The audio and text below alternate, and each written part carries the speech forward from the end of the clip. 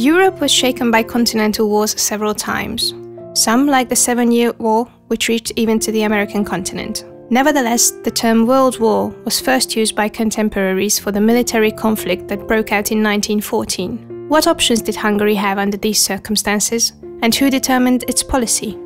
Count István Tisza, son of former Prime Minister Kálmán Tisza, followed in his father's footsteps as the leading figure of the Liberal Party, and later on, an outstanding Hungarian politician around the turn of the century. He was a dedicated ally of the Austro-Hungarian monarchy and a remarkable representative of the then prevailing conservative liberal ideology.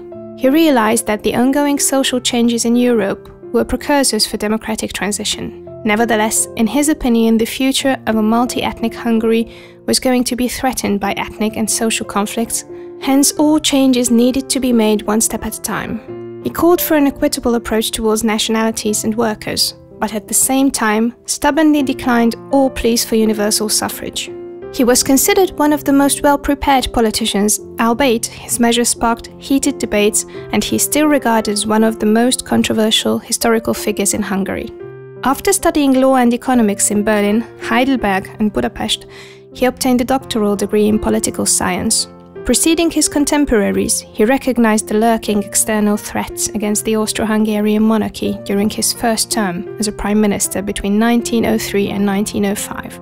Therefore, he called for a strengthening of military forces.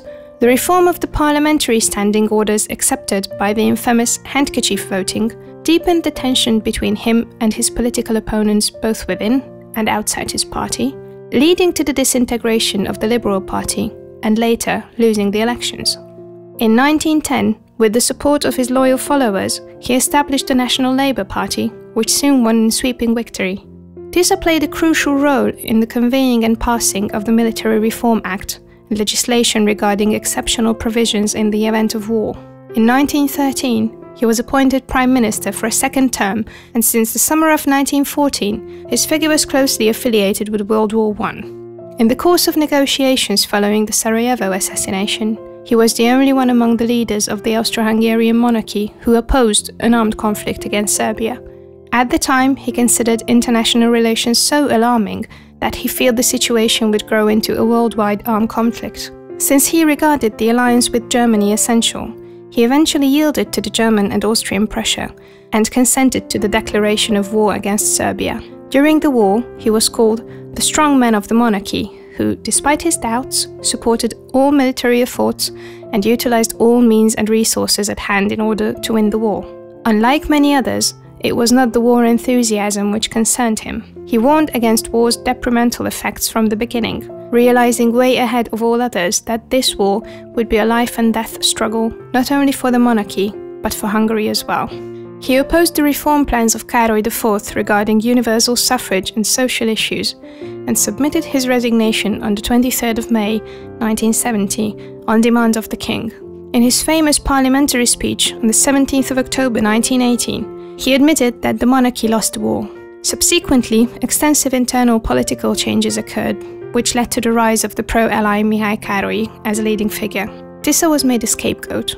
The outraged crowds blamed him for the war that caused tremendous suffering for years. The public, however, had no knowledge of his former standpoint against the war, or of his numerous clashes with the Austrians, the Germans, and with the military leadership in order to protect Hungary's interests. His death was demanded by protesters in the capital on several occasions. He could not escape his fate. On the 31st of October 1918, armed men in military uniforms broke into his residence in Hermina Street and murdered him. The population of Hungary went through the war by hardly ever encountering foreign soldiers. Apart from several Russian attacks in 1914 and 15 against some settlements in Upper Hungary and Transcarpathia, and the 1916 Romanian invasion in Transylvania, military actions did not take place within the country. For Hungary, it was the territorial, economical and political consequences of the war that were severe.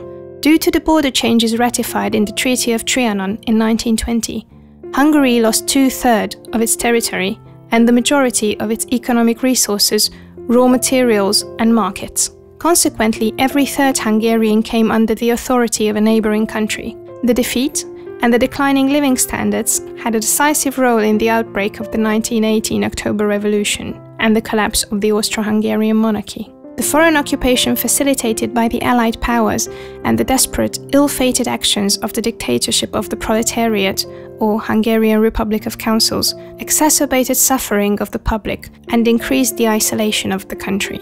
Due to the war's lingering effects and the territorial redistribution ratified in the Treaty of Trianon, Hungary suffered the greatest loss of all affected countries.